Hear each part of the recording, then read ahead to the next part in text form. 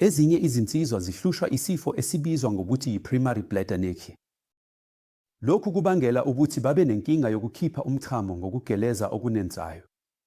Amadoda amaningi anjalo asabela emithini ebizwa ngokuthi ama-alpha blockers, kodwa kulabo abangaphenduli, kunenqubo entsha engabanikeza izinzuzo ukunakekela inkinga abanayo ngaphandle kokubangela izinkinga ezintsha ngendlela yabo yokukhipha isidoda.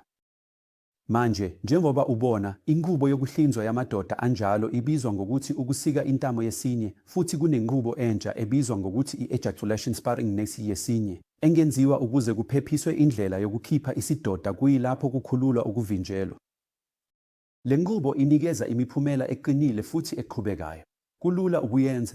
Ithatha cishe imizuzu eyi-15 kuphela ngaphansi kokuthuthwa ubuthongo okwesikhashana, futhi isiguli sivame ukuvunyelwa ukuya ekhaya kusihlwa ngalolo suku noma ekuseni ngakusasa. Kungashintsha impilo ngokuphelele kulaba bafana abasebasha noma ngisho nabafana abasebancane abebehlezi behlupheka nobunzima bokuchama izinyanga noma iminyaka ngaphambi kokuthola ukwelashwa kwabo kokugcina.